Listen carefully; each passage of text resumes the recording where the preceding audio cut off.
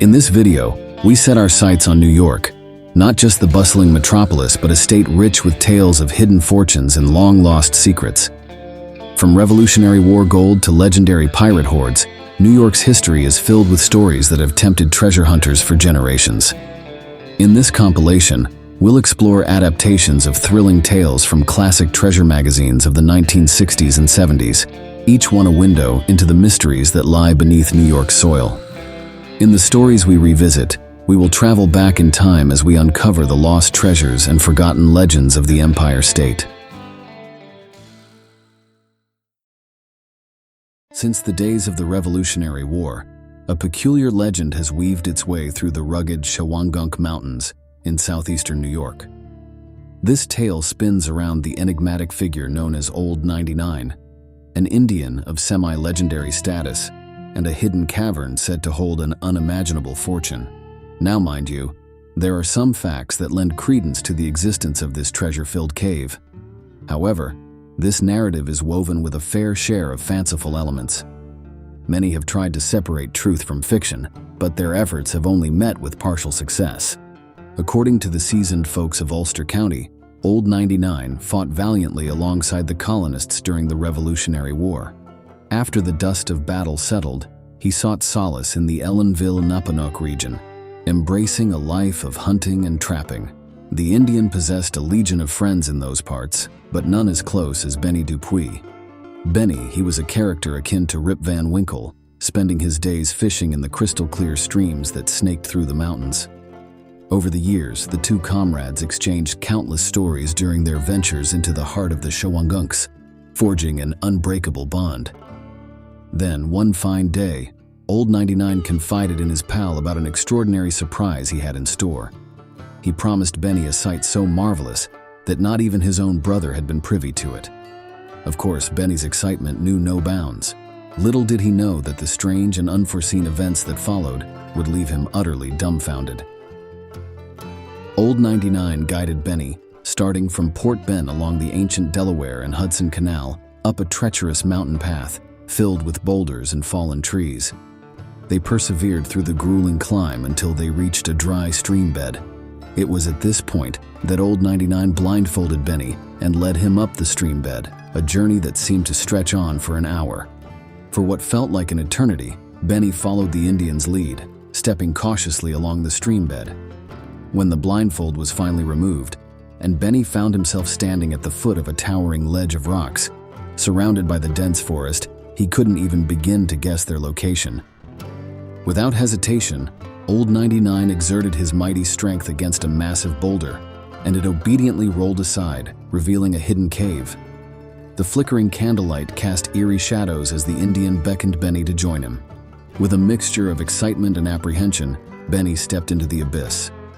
With a flickering candle casting eerie shadows, the Indian motioned for Benny to follow. As they ventured deeper into the darkness, Benny's mind was filled with thoughts of the legendary creatures said to inhabit the Shawangunks.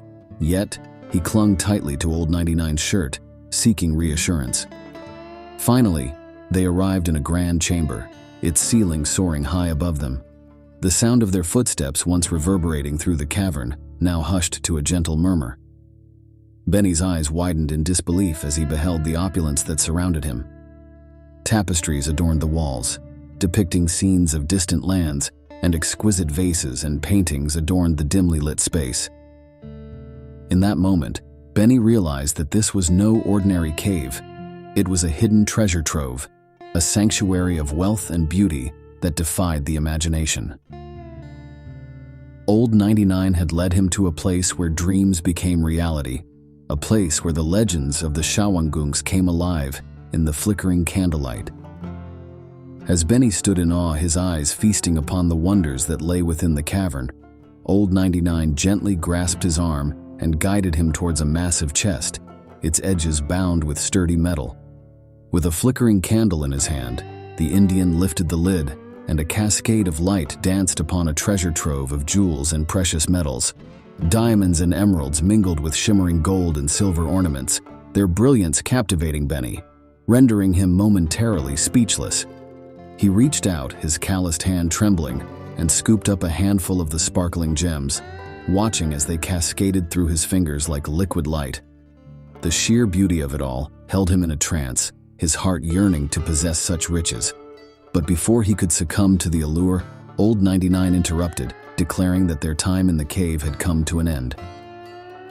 Reluctantly, Benny followed his friend out of the cavern, the weight of unclaimed wealth heavy upon his soul. Together, they rolled the massive boulder back into place, sealing the entrance to the hidden sanctuary. Blindfolded once more, Benny allowed Old 99 to lead him through the winding paths, back to Port Ben, where the war-warsing railroad station would one day stand. As they arrived safely at the village tavern, Old 99 extracted a solemn promise from Benny to never search for the cave again.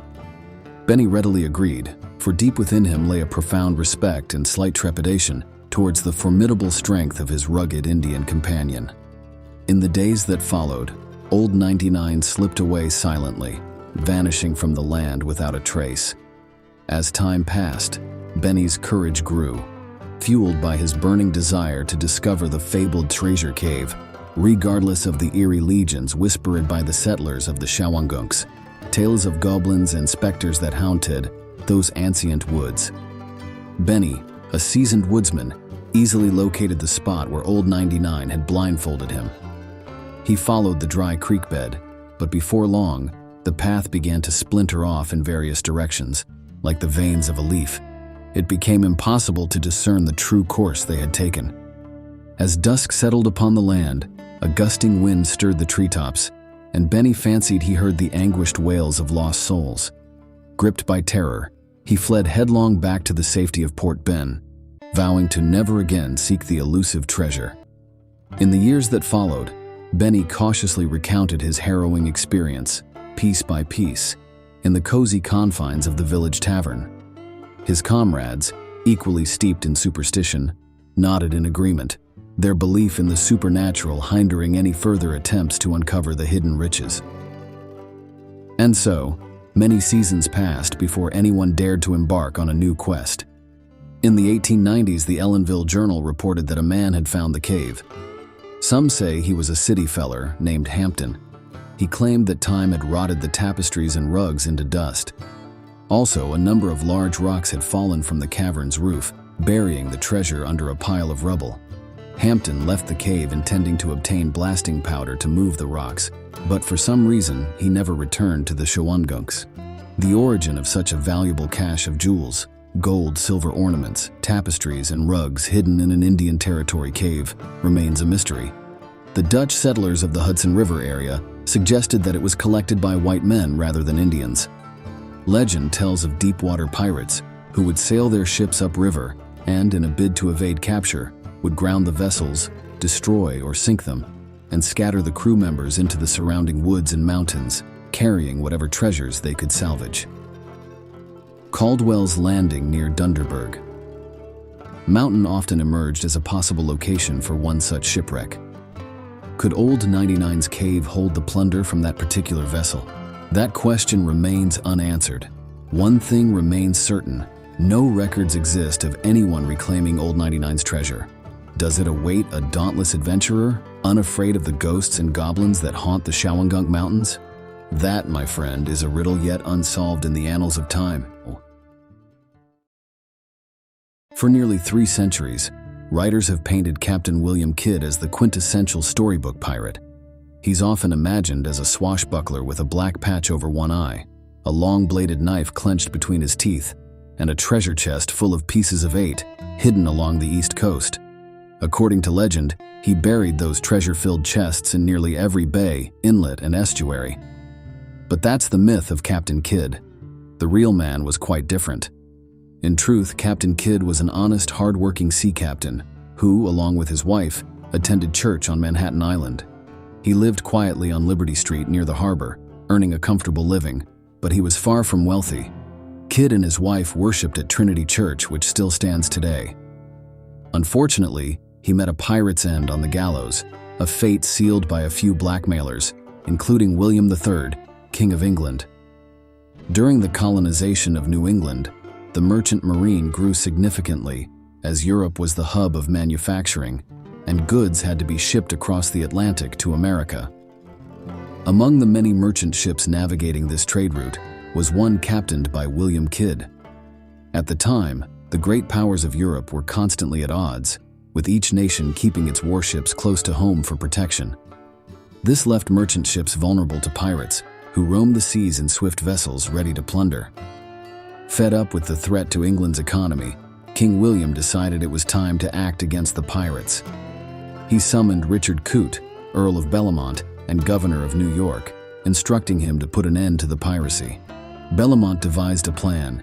He requested a sturdy ship, well-armed, and a brave captain, with enough funds to not only cover the mission's costs, but also to turn a profit. The king, though initially shocked by the audacity of the plan, eventually agreed to provide a ship for privateering against the French. If Bellamont could find a financial backer, the king hinted he might accept a share of the spoils. Back in New York, Bellamont approached his friend Colonel Robert Livingston, a successful businessman who agreed to finance the venture. With the partnership formed, they needed only a captain.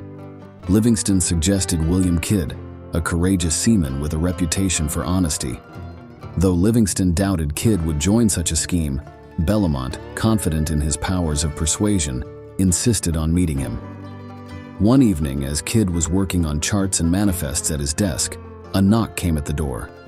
Before he could respond, his wife hurried in to announce that Governor Bellamont was calling. She recognized him from Trinity Church services. Kidd quickly rose to greet the governor, who, after a brief introduction, requested a private conversation. Mrs. Kidd was dismissed, and Bellamont began to outline his plan, leaving Kidd to consider his proposition. Kidd was flattered by the governor's offer, but certain aspects of the plan didn't sit well with him. Surely, among all the sea captains in New York, the governor could find another who would jump at the chance to serve the crown. But Kidd wasn't that man. As Bellamont flipped through the manifest on Kidd's desk, he insisted, "No one is as qualified as you, Captain. You're the right man for the job, and if you don't accept, you'll make no more voyages, and you'll no longer be a sea captain." With that, the governor closed the manifest and added, "I'll expect you at my residence tomorrow morning for a briefing." What doubts or inner conflicts Kidd wrestled with that night remain unknown. Perhaps the notion of legal privateering helped him justify his decision, because the next morning, he accepted Bellamont's proposal at the governor's mansion. Kidd was given instructions and booked passage aboard a merchant vessel bound for England. After reading a letter of introduction from Bellamont, King William issued Kidd 2 commissions, one to rid the seas of pirates and the other to privateer against the French. Armed with these orders, Kidd set out to find his ship. Walking along the quay, Kidd searched among the moored vessels until he found one bearing the name Adventure Galley. Climbing aboard, he discovered the ship was in disrepair and lacked a crew. Undeterred, he began recruiting sailors, but to his disappointment, few qualified men were available. He had to settle for seamen who were scarcely better than pirates themselves. After weeks of preparation, the Adventure Galley finally caught a strong breeze and sailed out to sea. Kidd ordered more sail and instructed his first mate to set a course for Madagascar, a notorious pirate stronghold. With 30 guns and 80 men, the Adventure Galley sailed confidently over the horizon. The year was 1669. However, Madagascar turned out to be a fruitless hunting ground. The pirates, somehow tipped off about Kidd's mission, had vanished before he arrived. Not a single ship was captured. As months dragged on, a third of the crew succumbed to cholera. Provisions ran dangerously low, and the ship began leaking badly. Whispers of mutiny spread among the crew as the situation grew increasingly dire. One day, William Moore, the leader of the would-be mutineers, confronted Kidd on the open deck. Unarmed, Kidd grabbed a heavy bucket and struck Moore, killing him instantly. The mutiny was over before it began. Kidd warned the crew that while he would overlook this incident due to their harsh conditions, he would not hesitate to crack more heads if anyone else had similar ideas. The next morning, the ship lay becalmed under a scorching sun. Kidd, pacing the deck, encountered several crew members standing outside his cabin. One of them, drenched in sweat, stepped forward and pleaded, "Captain, if we don't act soon, we're all going to die of sickness or starvation, and you will too." Kidd replied, "What can I do? We haven't seen a single pirate ship. Someone must have warned them." "We've seen other ships," the sailor responded. Kidd stared at him, understanding the implication. "Are you asking me to hoist the skull and crossbones? Me, an agent of the king, turned pirate?" "Sir, we need sustenance to survive, no matter how we get it." Kidd scanned the faces of his crew, searching for any remaining loyalty, but all he saw was desperation. He realized he was alone. Refusing their request would mean certain death. Reluctantly, he agreed. "All right, we'll take the next ship, but remember, this is not my doing." Soon after, a richly laden ship belonging to the Great Mogul of East India appeared on the horizon. The adventure galley gave chase and easily overtook the vessel, named the Quetta Merchant. The ship fell quickly to the slashing swords of Kidd's men. When the spoils were counted, the Quetta Merchant yielded $150,000 in gold, silver, and jewels. But Kidd's greatest stroke of luck came from the ship's papers, which revealed that the Quetta Merchant was sailing under French passes.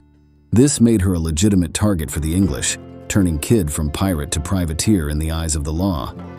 The next day, Kidd transferred everything to the more seaworthy Quetta Merchant and scuttled the adventure galley. Days passed before they spotted another ship. Using his spyglass, Kidd remarked, "She's East Indian like this one. Let's see if she has any French passes." With all sails crowded on, the Quetta Merchant slowly closed the distance between herself and the unsuspecting vessel. When within gun range, Kidd ordered a cannon shot across the ship's bow. He could now make out her name, Maiden. One shot was all it took. The Maiden hove to, her captain furious as he confronted Kidd. "Do you realize this ship belongs to the Great Mogul of East India?" he demanded. "You'll swing for this act of piracy." Kidd remained silent until a smiling officer handed him some documents. "How is it," Kidd asked, "that your ship is sailing under a French pass? We are privateers for England, doing our duty for the crown." After transferring the Maiden's cargo to the Quetta Merchant, Kidd sank the captured ship and set the prisoners ashore on an island. Then he set sail for the West Indies.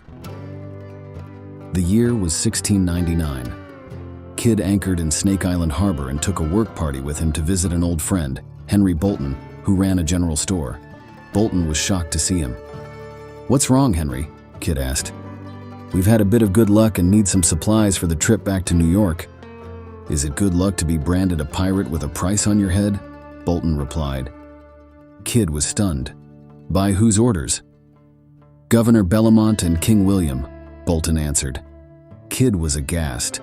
He learned that the Great Mogul had signed a profitable trade agreement with England, and the capture and looting of two of his ships threatened to sever the alliance.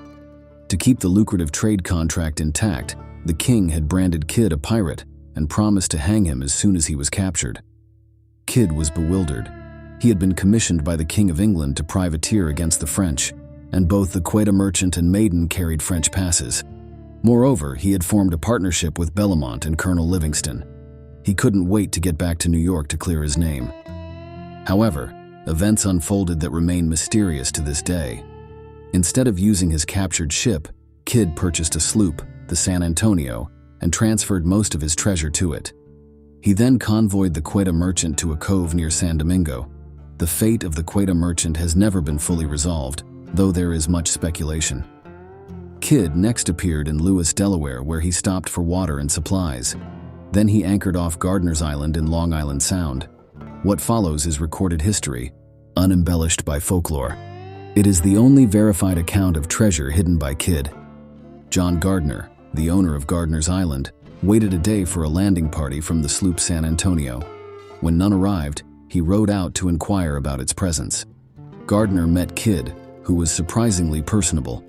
Gardner invited Kidd to dinner on the island, and Kidd accepted. Afterward, Kidd thanked Gardner and his wife, returned to his sloop, and sailed away. 3 days later, Kidd returned and came ashore with gifts for Gardner, his wife, and their son. He also brought a heavy chest and asked if he could bury it on the island for a short time. Gardner agreed, and the chest was buried in a spot later known as Kidd's Hollow. As they patted down the earth, Kidd pointed to a sloop anchored nearby and warned, "That sloop belongs to Captain Cornelius Quick. a man of short temper and ill repute. Tell no one about this chest or I won't be responsible for Captain Quick's actions. Gardner assured him he would keep the secret. Kidd thanked him again for his hospitality and set sail. Before leaving, however, Gardner observed Kidd transferring 2 additional chests to Quick's ship. Once Kidd arrived in New York, he was informed that Bellamont would meet him in Boston to resolve the misunderstanding. However, when Kidd reached Boston, the governor promptly had him arrested and thrown into jail. Kidd was then sent to England to stand trial, with the promise that Bellamont would personally deliver the French passes that Kidd had turned over to him. But Kidd remained imprisoned for over a year before his case was heard. He pleaded for more time, as witnesses for the crown sealed his fate. On the final day, just before the verdict was announced, Kidd made a passionate appeal for an extension, only to be interrupted by the chief magistrate. "We have received word from the colonies that the Earl of Bellamont is dead," Kidd was informed. "There is no reason to prolong this trial. You have been judged fairly and found guilty of piracy. It is the Crown's decision that you be taken to the proper place of execution and hanged by the neck until dead." Kidd struggled to maintain his composure. "My lords," he said, "it is a very hard sentence. For my part, I am the most innocent person of them all. I have been sworn against by perjured persons." On May 23, 1701, Captain William Kidd was hanged at Wapping Old Stairs in England. The rope snapped on the first attempt, but it held on the second. His body was then cut down, soaked in tar as a preservative, and hung back up in chains where it swayed for years as a warning to those who would go a-pirating. 2 centuries later, while researching in the London Office of Public Records, a writer named Ralph D. Payne discovered the French passes that would have saved Kidd's life. Controversy has long surrounded the search for Kidd's treasure.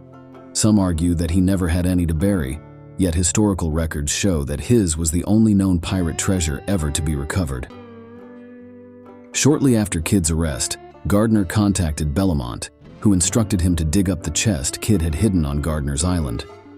The official inventory revealed the chest contained 1,111 ounces of gold, 2,353 ounces of silver, and rubies large and small. But what became of the rest of the loot taken from the Quetta merchant and maiden? Kidd was no fool, so why the spectacle of burying treasure in Gardner's presence? He surely knew Gardner would report it to the authorities, despite any threats. It is my belief that this chest was a decoy. Kidd likely planned to sacrifice a small portion of the treasure, hoping Bellamont would assume it was all of it, allowing Kidd to keep the larger portion for himself. Kidd also told Gardner that he was going to Block Island and would return shortly. However, he didn't come back for 3 days. The distance between the islands is only 20 miles. What was Kidd doing all that time? Was he even at Block Island? Kidd was escorted to Gardner's Island by Captain Quick. A week after Kidd's arrest, Gardner made a statement to the authorities. Quick remained with his sloop there from noon to the evening of the same day and took on board 2 chests that came out of Kidd's sloop, under the observance of this narrator. Gardner also noted that the next day, after Quick sailed from Gardner's Island, he saw Quick's sloop turning out of Oyster Pan Bay, despite favorable winds to carry him up the Sound. The narrator supposes he went in thither to land some goods. Could these goods have been the 2 chests Kidd gave him? While awaiting trial, Kidd wrote to Bellamont, suggesting he be sent to San Domingo, where he could bring off 50 or 60 pounds, which would otherwise be lost. Bellamont refused the offer, and Kidd raised it to 100,000 pounds, but to no avail. Kidd also contacted Colonel Livingston, one of his partners, offering him a 40-pound weight of gold hidden and secured somewhere between Boston and New York, which nobody could find save he, if the colonel would intercede on his behalf. Livingston naturally declined. To help Kidd would have meant admitting to the partnership between himself, the imprisoned sea captain, the king, and Bellamont. He wasn't about to put his own neck in a noose. While imprisoned in Boston, Kidd managed to smuggle out a letter to his wife. In it, he described a way for her to recover the treasure, but the instructions were in code, with the numbers 44106818. Whether Mrs. Kidd had the key to the code or worked it out is unknown. but it's unlikely that Kidd intended to mystify his wife, so they must have had some understanding. It is generally believed that she did not pursue the quest, fearing Bellomont's wrath. Years later, Edgar Allan Poe came across these numbers and attempted to decipher them. He devoted an entire book to a plot revolving around these tantalizing digits, titled The Gold Bug. After working out the first 4 numbers, Poe mysteriously stopped, leaving readers intrigued and baffled. Captain Kidd left behind a legend unmatched by any other pirate. Even the final disposition of his body remains a mystery. Some historians believe it was brought back to America and buried in New York. The renowned Astor family is rumored to have gained its wealth by digging up Kidd's treasure on Deer Island off Maine in 1801. Perhaps. Many locations have been suggested for Kidd's plunder, and many searchers have dug in vain. I still believe the best lead is to unravel those numbers 44106818. If you succeed, you may well find the legendary pirate's booty. For over 4 decades, whispers have woven a tale of one of the grandest treasure hoards ever secreted within the vast expanse of the United States. A fortune, estimated at a princely sum of $7 million in $1,000 bills, unmounted diamonds, gold coins, and negotiable bonds, is said to lie nestled in the embrace of a serene stream, a mere 2.5 hours' ride from the bustling heart of New York City. The general whereabouts of this fabled multi-million-dollar trove, hastily concealed by the notorious gang lord Arthur Flegenheimer, known by the aliases Dutch Schultz and the Dutchman, and his steadfast chauffeur bodyguard Bernard Lulu Rosenkrantz, has become the stuff of legend. It is none other than the Esopus Creek, meandering through the vicinity of Phoenicia, a small town ensconced in the rugged splendor of the Catskill Mountains, once a haven for bootleggers, mobsters, and other nefarious denizens of the Prohibition era. This locale has since blossomed into a favored year-round refuge for anglers, hunters, and skiers. Unlike many a tale of elusive riches, there exists no doubt regarding the authenticity of Dutch Schultz's fortune. 8 of his confidants bore witness as he carefully stowed the treasure in a stout steel box, 3 feet in length, 2 feet in width, and 1.5 feet in depth, meticulously fashioned to his exacting specifications by a skilled Bronx artisan, Timothy Keeley.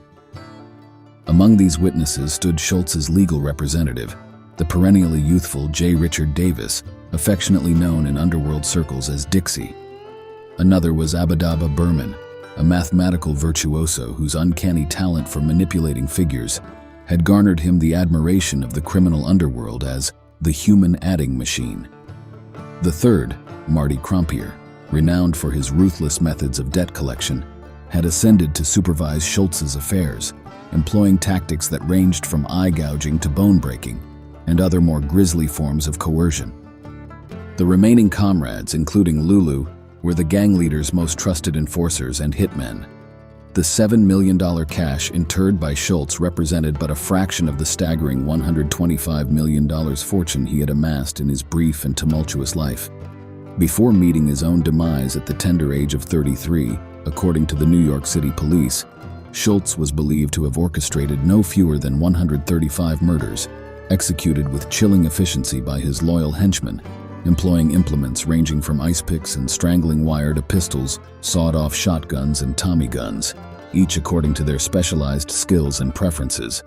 Born in the Bronx in 1902, the offspring of a saloon proprietor and a devout mother, Arthur Flegenheimer gravitated toward a life of crime from his formative years, carving out a legacy that would reverberate through the annals of American folklore and criminal history. After forsaking his studies at PS-12 in the 7th grade, he aligned himself with the Frog Hollow Gang, brandishing a wrapped lead pipe as a blackjack, swiftly establishing a reputation as a formidable enforcer within the circles of the Bergen Social Club.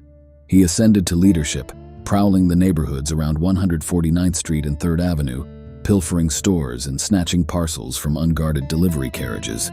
At the age of 17, he was apprehended for burglary in the Bronx. A magistrate meted out an indeterminate sentence at Welfare Island.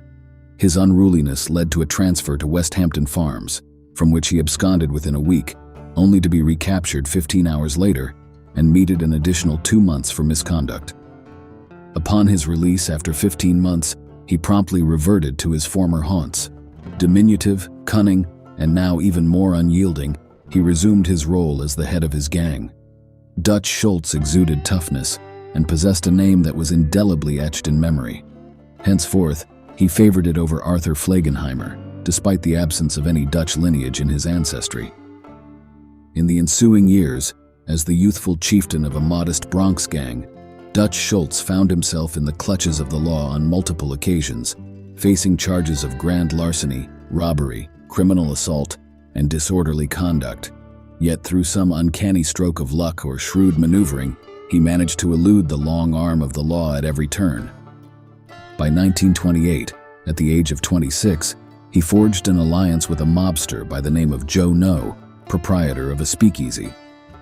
Despite Dutch's insistence on diluting the liquor procured from bootleggers, business thrived, and the coffers overflowed with cash.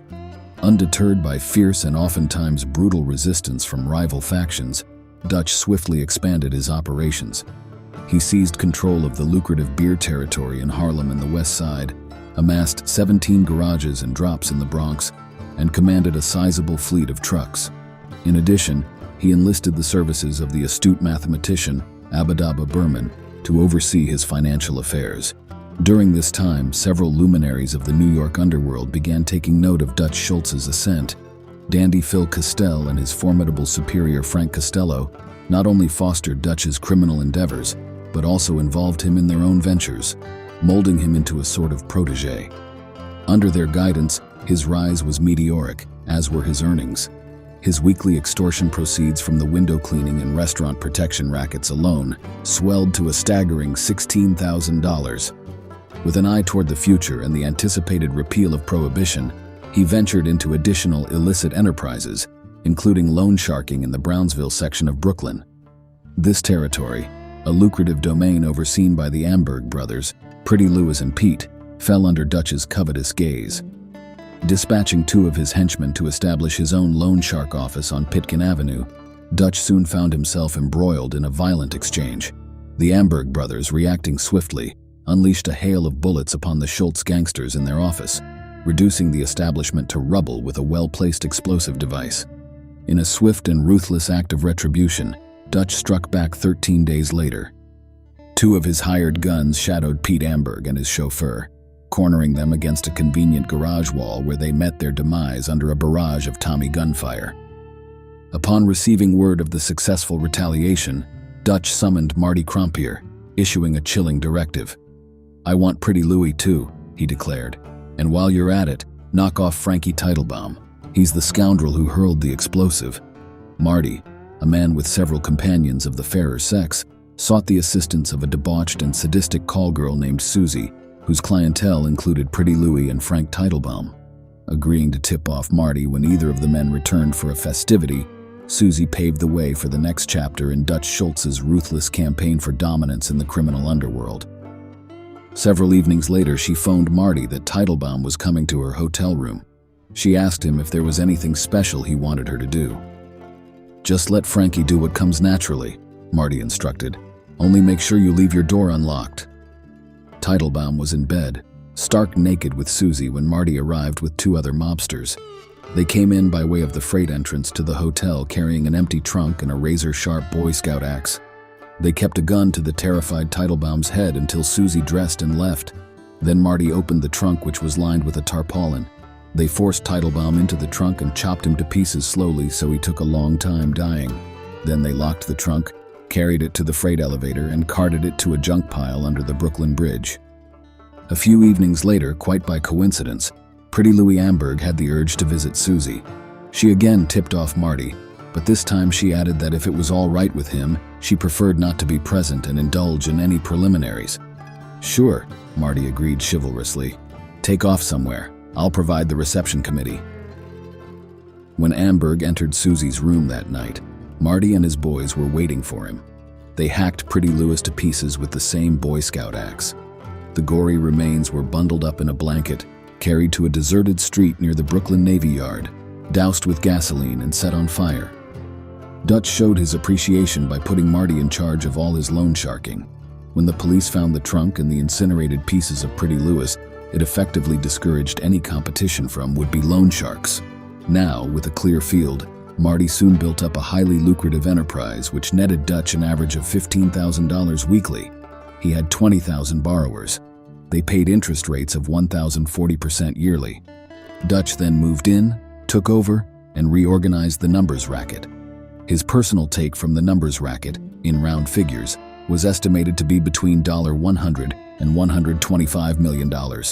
He had known bank accounts in 18 banks, and probably many others which the Internal Revenue agents failed to uncover. In the zenith of 1933, Dutch Schultz found himself ensnared in the coils of a federal grand jury indictment for income tax evasion. Despite his thriving illicit enterprises, substantial wealth, and far-reaching political affiliations in the corridors of power in New York City, Connecticut, New Jersey, and Pennsylvania, Dutch's future dimmed beneath the looming specter of a federal indictment. Summoning Dixie Davis, he pressed a substantial sum of $100,000 in $1,000 bills into his hands, proclaiming with unyielding resolve, "The feds aren't going to treat me like they did Al Capone. Put this fortune where it will wield the greatest influence. I demand the annulment of this indictment." Dixie, though harboring serious reservations, endeavored to fulfill Dutch's mandate. Yet both Dutch's formidable connections and his considerable wealth failed to sway the course of justice. "Take the $100,000 to Washington and initiate negotiations with the right party," Dutch instructed. "Inform him that I am prepared to offer a princely sum once the indictment is quashed." Dixie's return from Washington, D.C. bore grim tidings. A pact could not be brokered at any cost. The federal authorities were resolute in their pursuit of justice. With the net closing in, Dutch Schultz sought refuge in the shadows. As federal agents scoured his familiar haunts and hideaways and pursued fruitless leads that spanned continents, from Canada to Cuba, Bermuda, Rio, Paris, and Rome, Dutch found sanctuary in a discreet flat in nearby Bridgeport, Conn, where he maintained contact with his trusted confederates from the underworld. With meticulous forethought, Dutch orchestrated a careful strategy. He directed Abadaba, Lulu, and Misfit to empty his safe deposit boxes, withdraw all available funds from his bank accounts, and transport the entire cash to his clandestine haven in Bridgeport. Additionally, a sturdy steel box, fashioned by his old acquaintance from the Bronx, Timothy Keeley, was commissioned. In total, a fortune comprising cash, unmounted diamonds, gold coins, and an assortment of other valuables, estimated at a princely sum nearing $7 million, amassed within his Bridgeport abode. "If the feds decide to confine me," Dutch confided in Dixie Davis, "I'll have something to return to upon my release." On an April evening in 1933, Dutch Schultz meticulously packed his steel box. Eyewitness accounts revealed that Dutch had initially intended to fill the box with gold bars, but upon the counsel of the pragmatic Abadaba, who highlighted the prohibitive weight, he instead converted approximately $4.5 million into unmounted and flawless gem diamonds, stowing them in Bull Durham tobacco sacks. Furthermore, there existed $1 million in $1,000 bills, $1 million in negotiable bonds, and the remaining balance in the form of gold coins. At approximately 11:30 p.m., Dutch and Lulu carefully placed the stout steel box in the back seat of the Cadillac, alongside a pick and a shovel procured by Lulu in the Bronx. Concealing the box and the digging implements with a blanket, they embarked on a cross-country journey into the heartland of New York State, steering northwestward through Poughkeepsie, traversing the Hudson River, and venturing onward to Kingston, the gateway to the Catskills. Upon departing Kingston, Dutch exhaled a sigh of relief. They had encountered no lawmen on the road, and their mission had proceeded without a hitch. Their good fortune persisted as they rumbled through the artists' enclave of Woodstock, delving deeper into the embrace of the Catskills. Drawing near Phoenicia, Dutch's gaze fell upon Esopus Creek, its rocky bed glistening under the light of a three-quarter moon. To the east loomed the 540-foot Mount Tobias, while to the west stood the imposing 760-foot Panther Mountain. "How far to Phoenicia?" Dutch inquired. "About 4, maybe 5 miles, not much more," Lulu replied. "Well, suppose a man knew the precise distance and stood at the stream on a line between those two mountains. He wouldn't have any trouble finding the spot again, would he?" "I wasn't exactly a Boy Scout in my youth, but I reckon I could manage it, especially if, after we bury the box, We take an exact speedometer reading to a spot in Phoenicia, Lulu affirmed. Parking the car on the roadside, they transported the box pick and shovel to the creek bank. Dutch promptly commenced digging a hole, but Lulu, sensing the peril, interjected, "Hold on, Dutch, we're too close to the water. In the spring, this stream overflows and might erode the bank. We should move back at least 50 feet for safety." Thus, they excavated a hole and interred the box 50 feet or more from the water's edge. It is worth noting, however, that this transpired years ago, and since then, several feet of bank have been eroded, potentially bringing the cache closer to the creek today. After secreting the box, they proceeded to the village of Phoenicia, where they recorded a speedometer reading at a predetermined landmark. While the distance was as Lulu had previously indicated, only he and Dutch held knowledge of the exact location where they took the reading. The landmark could have been a boulder, a tree, or perhaps a dwelling. Dutch never divulged the precise details leading to his cache to anyone. However, Lulu Rosenkrantz did. Entrusting his confidant Marty Krompier, Lulu sketched a crude map and instructed Marty to safeguard it. "If something happens to the Dutchman, we're set for life," he explained. "You and I will journey to the Catskills and unearth the treasure." Marty scrutinized the map, carefully drawn by Lulu, depicting a cluster of towering pine trees flanking a meandering stream. He noticed a cross marked at the base of one of the trees. In the distance, adjacent to a road with an arrow denoting to Phoenicia 4.3, there appeared a rough sketch of a single-story, rough-hewn structure, adorned with a sign proclaiming, "Lodging for hunters and fishermen." Folding the map into a compact square, Marty slipped the paper into his wallet. Although he intended to secure it in a safe place as advised by Lulu, the map lingered in his wallet, accompanying him wherever he went. Nearly 18 months elapsed between Dutch's indictment and his eventual encounter with the law. Rather than being apprehended, he grew weary of hiding, and under the guidance of Dixie Davis, he arranged to surrender himself to the authorities in Albany, New York. Here, Dixie and his legal team argued that Dutch would not receive a fair trial in New York City. Their efforts bore fruit as they secured a change of venue to Syracuse. Following a hung jury, his attorneys orchestrated a new trial to be held in Malone, a locale near the Canadian border where Dutch's notoriety was limited. The jury in Malone acquitted him, citing insufficient proof of the defendant's income, much to the chagrin of the court. The irate judge decried, "The verdict was dictated by other considerations than the evidence." Upon his triumphant return to the Bronx, Dutch was greeted by the steadfast remnants of his mob. However, the revelry was short-lived as they apprised him of the tumultuous events that had unfolded during his year and a half in seclusion. In Dutch's absence, and with the repeal of Prohibition, gang leaders such as Lepke Buchalter and Bo Weinberg had seized control of his illicit enterprises and orchestrated a national syndicate.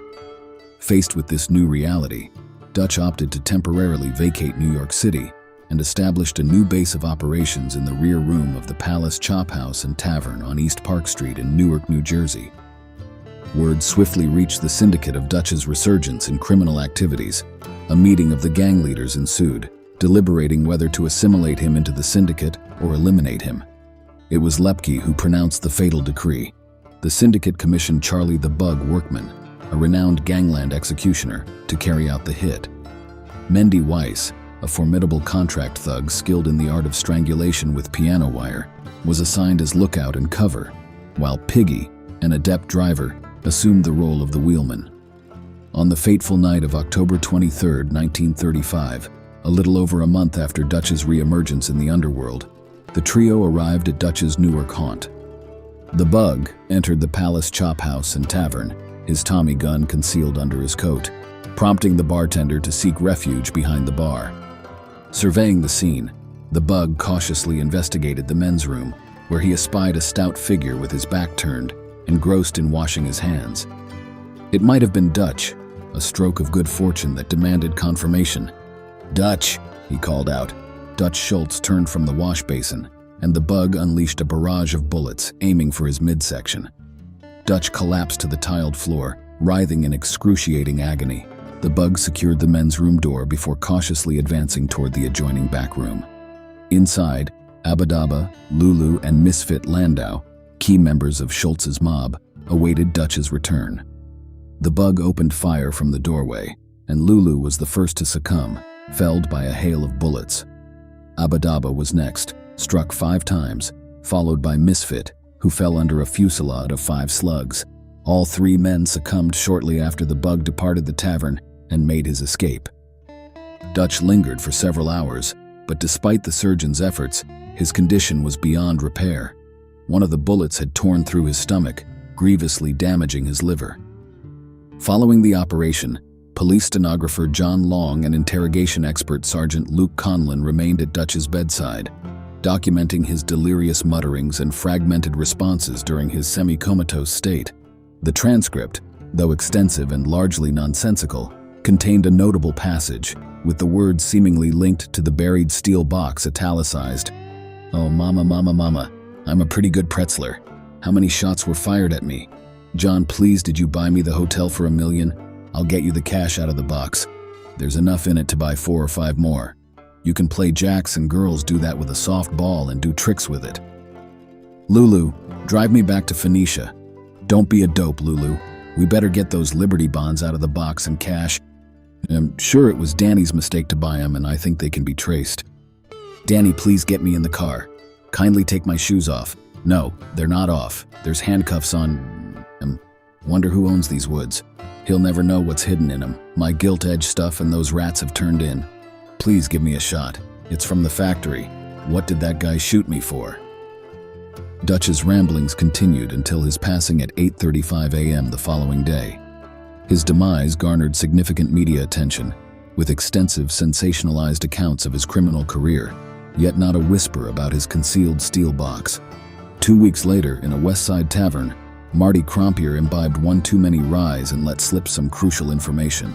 In his inebriated state, he boasted to a blonde he had just met about his aspirations for wealth, hinting at the buried treasure.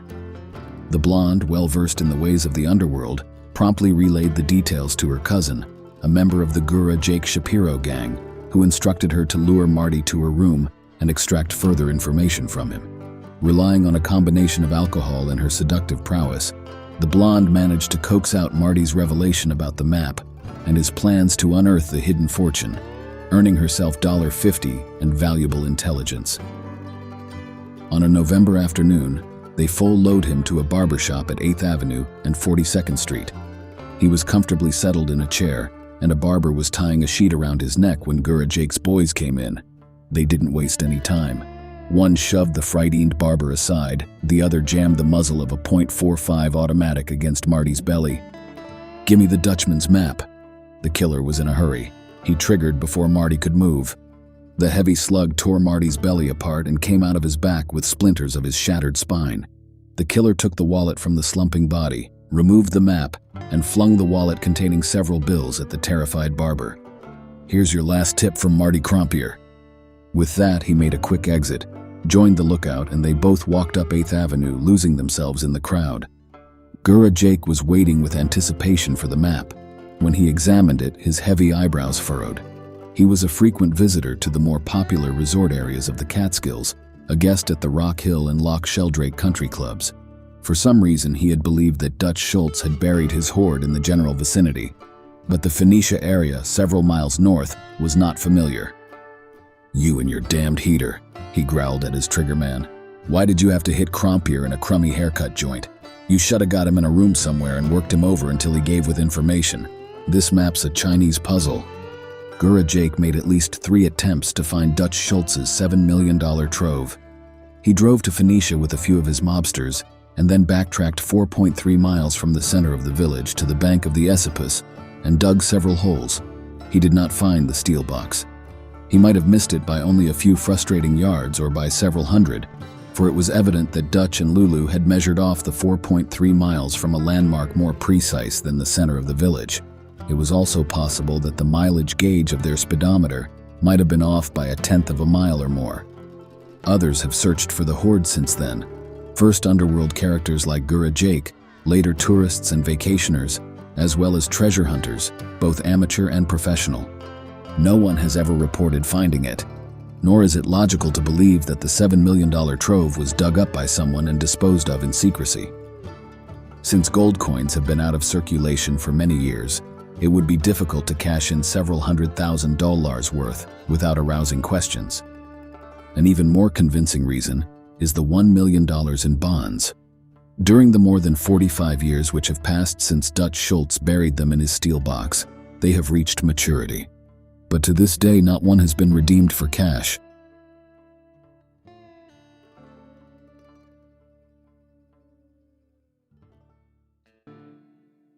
On a dark and dreary morning in the year of 1830, a band of ruthless pirates, led by none other than the infamous Captain Charles Gibbs, made their way to the sandy shores of Barren Island.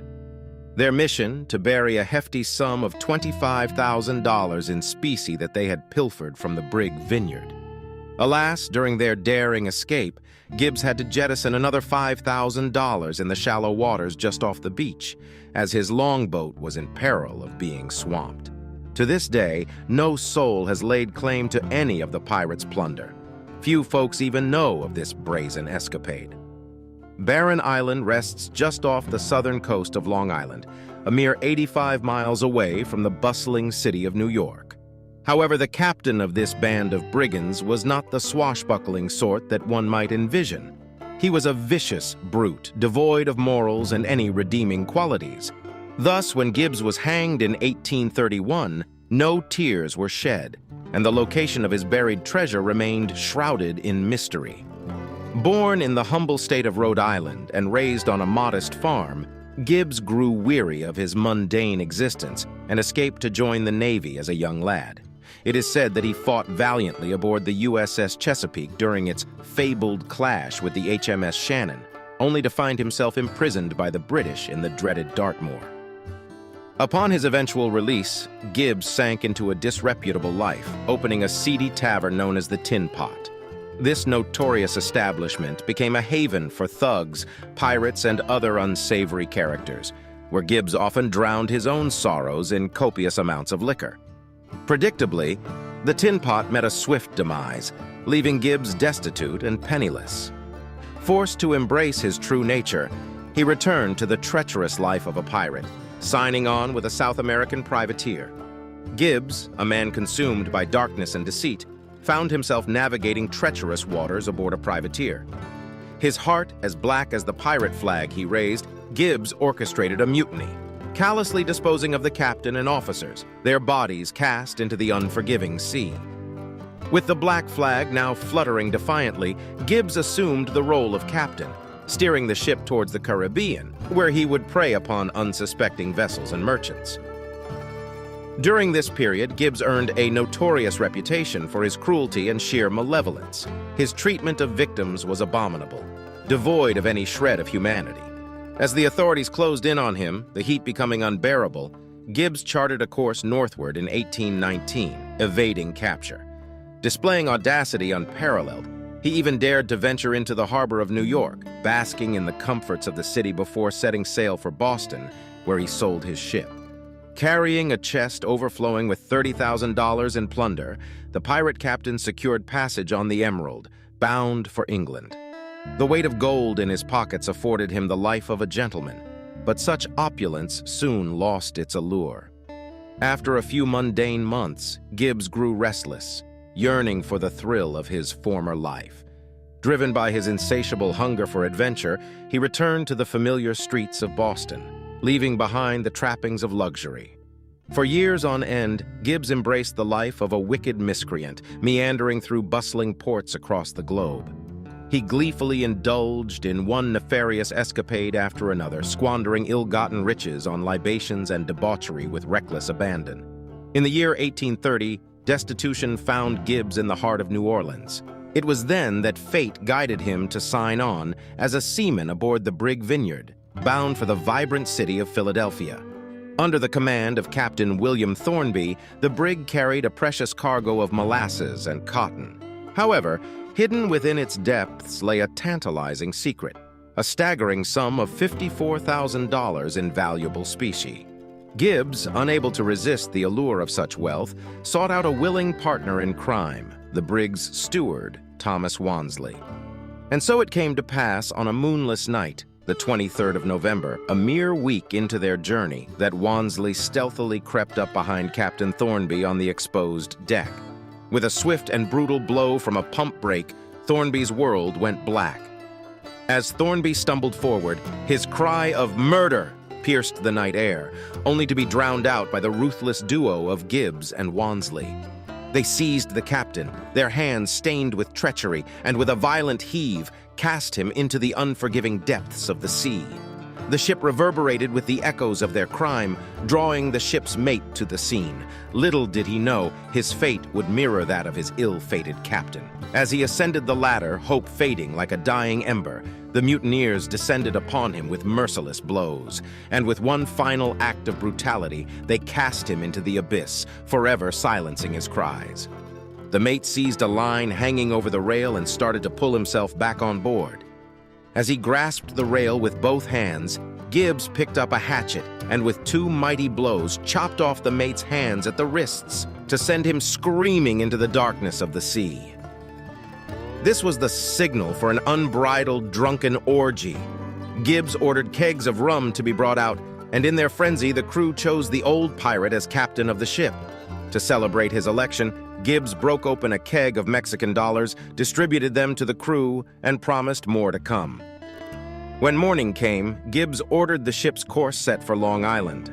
It was his plan to run the brig ashore and flee with the loot by telling a tale of shipwreck. On this last leg of the voyage, Gibbs schemed how he could dispose of most of the crew and keep all the loot for himself. The crew was not a trusting lot, however, so they forced their new captain to divide 5 kegs of money, amounting to roughly $25,000.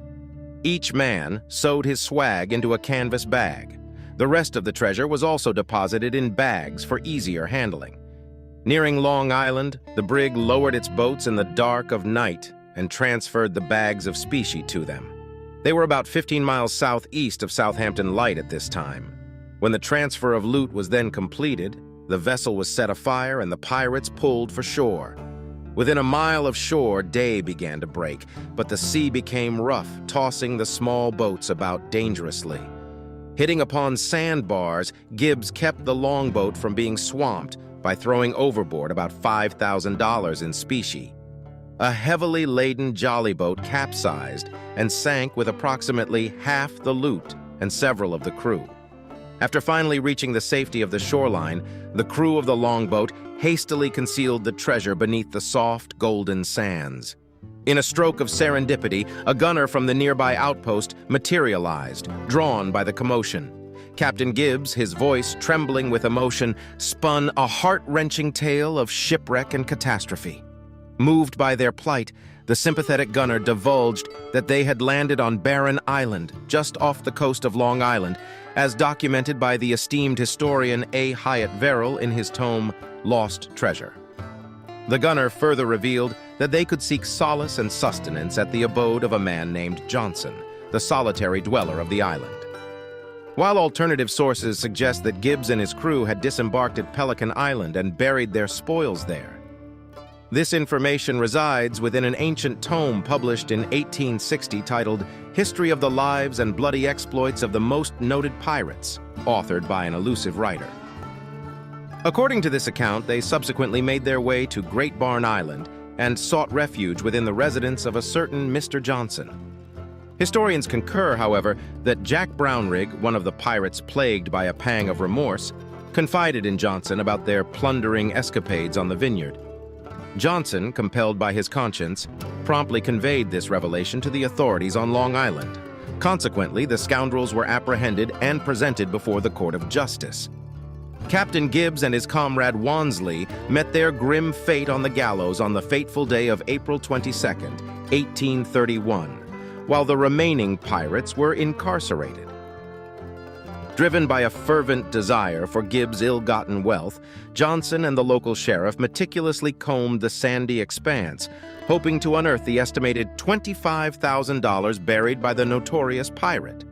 Alas, lacking any discernible landmarks to guide their quest, their endeavors proved fruitless.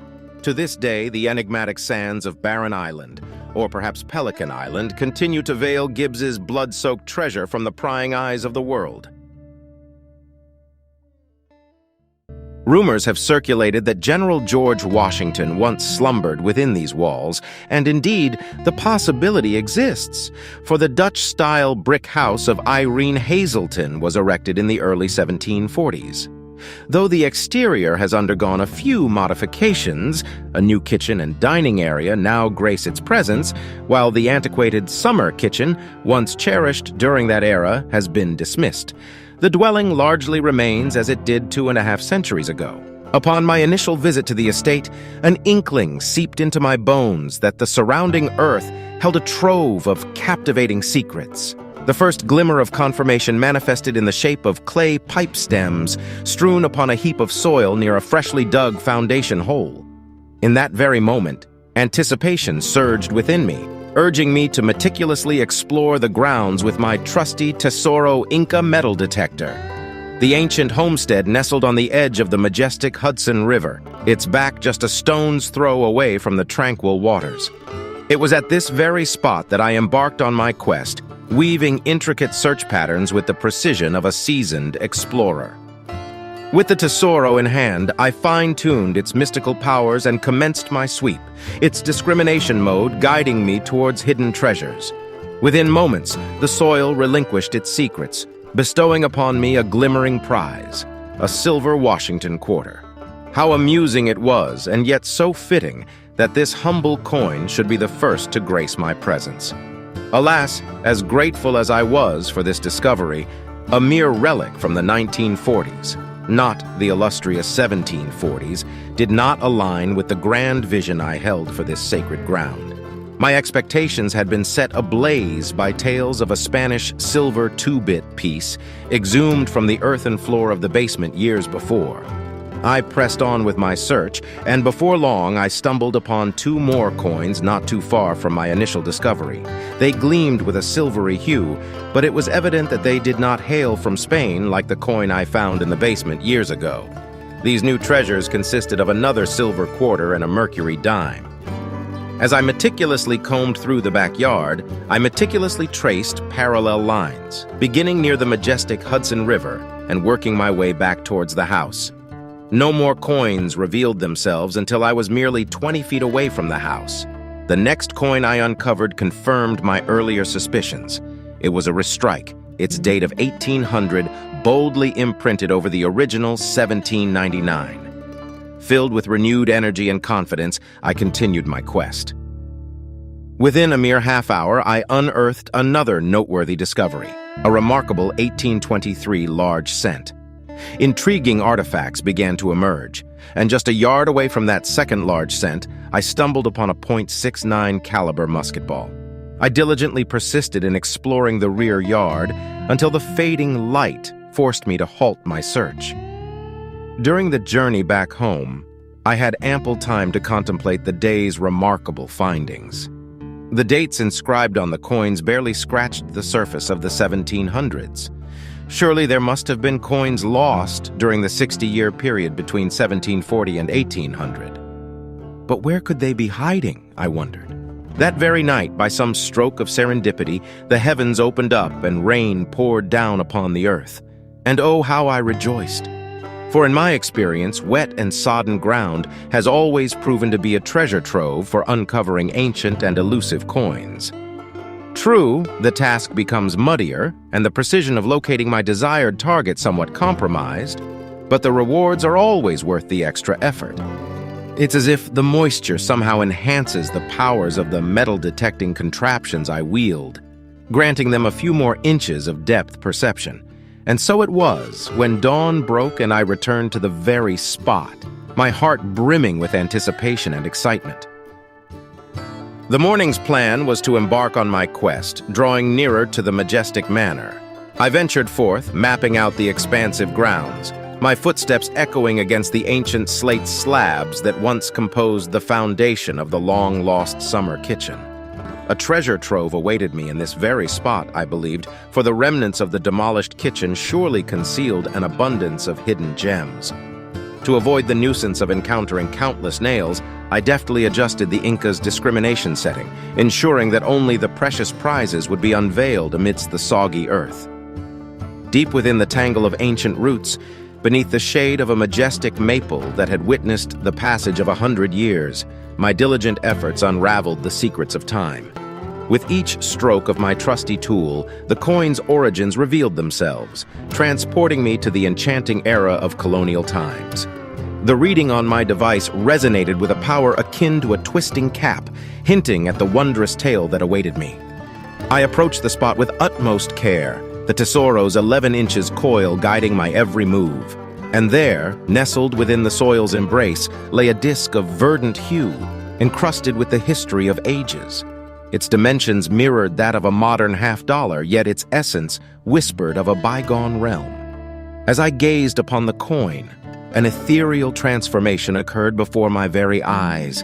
The countenance of a noble male figure materialized, his features carved with exquisite precision. Such a coin, I realized, was unlike any I had ever beheld. Eagerly, I turned it over, and there, emblazoned upon its surface, were the words, Britannia, and the visage of a resplendent woman. And beneath her regal form, the date 1723 stood as a testament to the coin's storied past. Driven by an insatiable thirst for the wonders of the 1700s, I toiled in that hallowed ground for hours on end. Alas, no more coins from that illustrious era graced my eager hands, yet with every reading that stirred my spirit, even the revelation of 2 Indian head pennies and a V nickel could not dampen my relentless pursuit.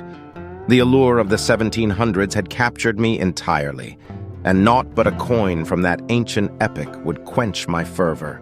As I toiled among the tangled roots of the ancient maple tree, my mind wandered back to a bygone era. The rhythmic sway of my patterns echoed the distant echoes of history. In my hands, I held a relic from a time long past, a coin from the realm of Britannia. Its greenish hue and encrusted soil spoke of centuries buried beneath the earth's embrace. Oh, the stories it could tell. In 1723, when this token was minted, the Spanish treasure fleet had not yet met its watery grave, and the heroes of the American Revolution were mere glimmers in the future's eye. How remarkable, the weight of history nestled within this single coin.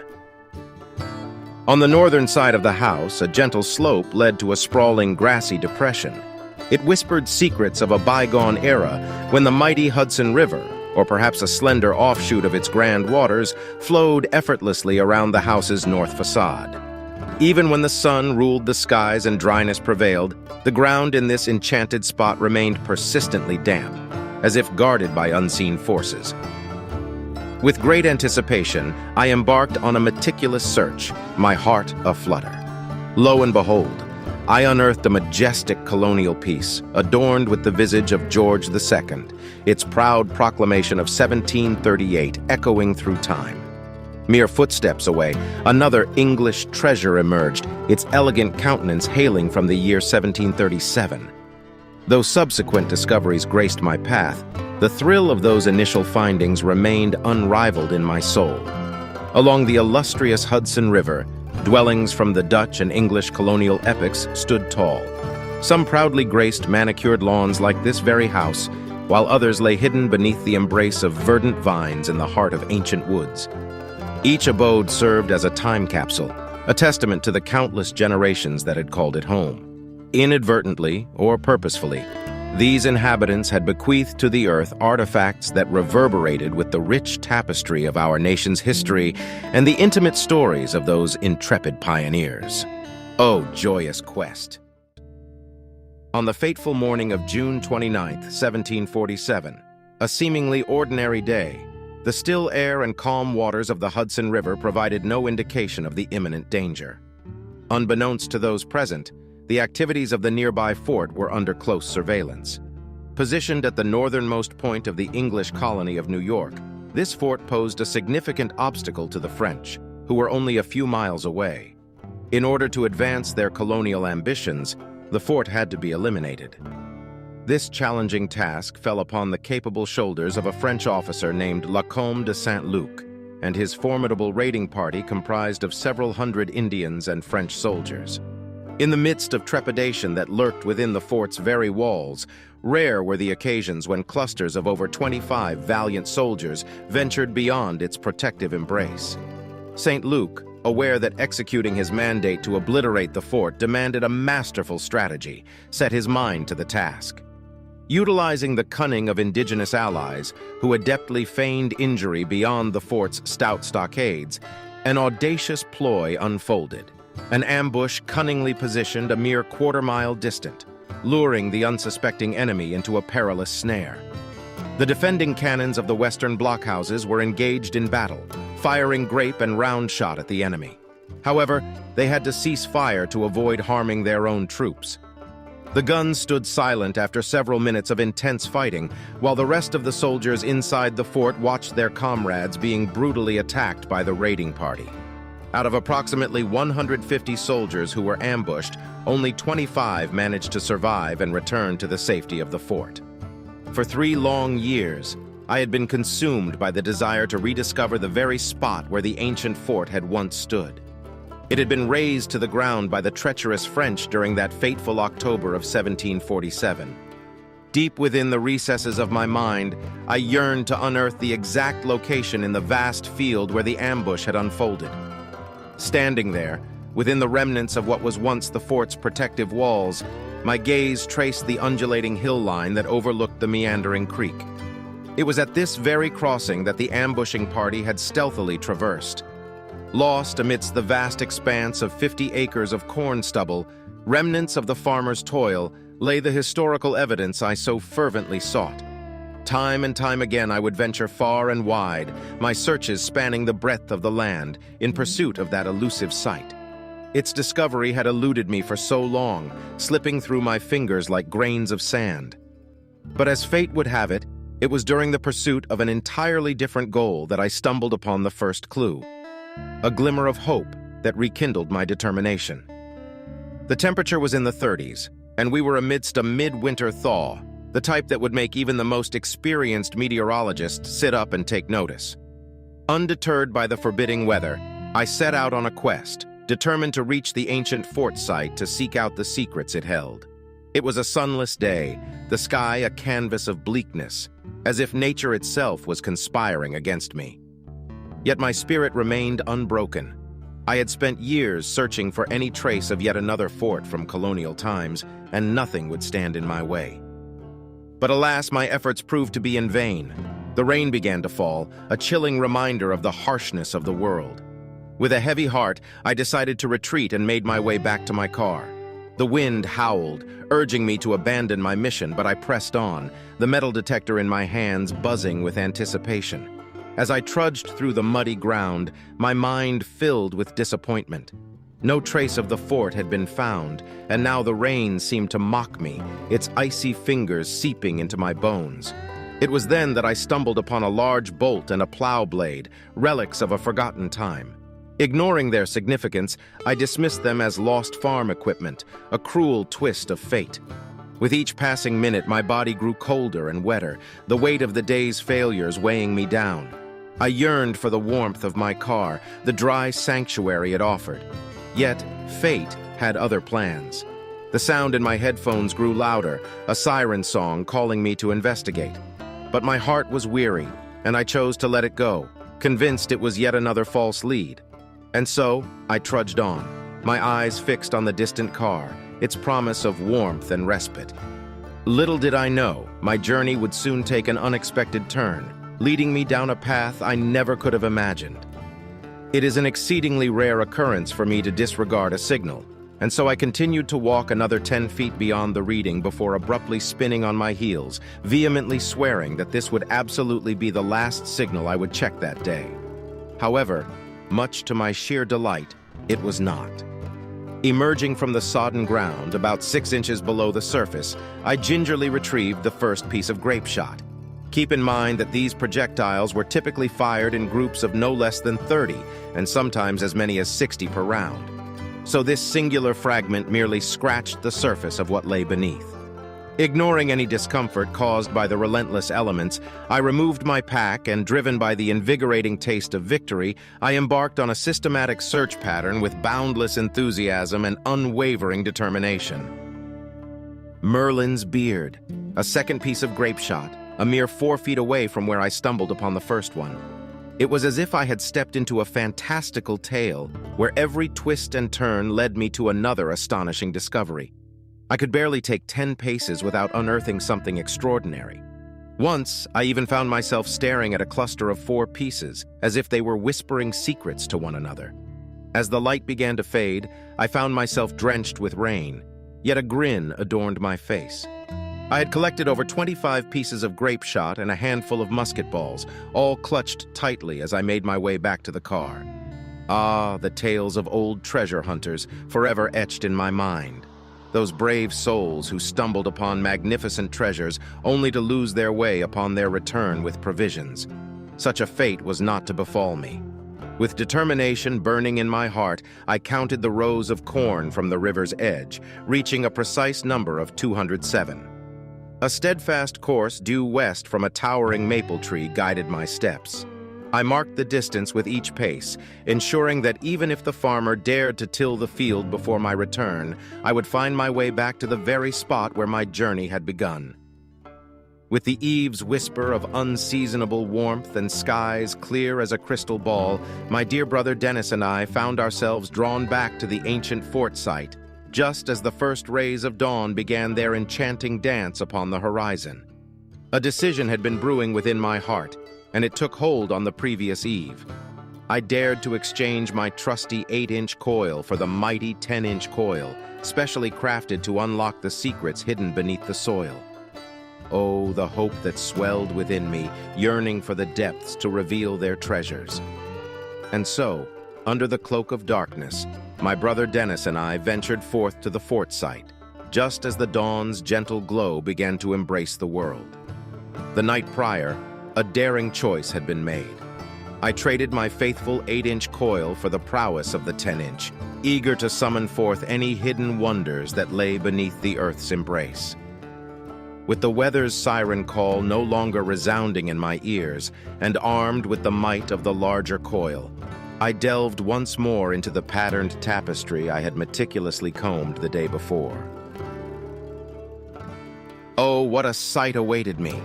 The fort's secrets unfurled like ancient scrolls, eager to be read. With each swing of my wand-like detector, a new piece of grape shot revealed itself, precious droplets of magic sparkling in the dawn's gentle light. 6 more pieces, faithful companions, joined the ranks of my ever-growing collection. In that moment, with the golden rays of dawn caressing my face, a surge of adventure coursed through my veins.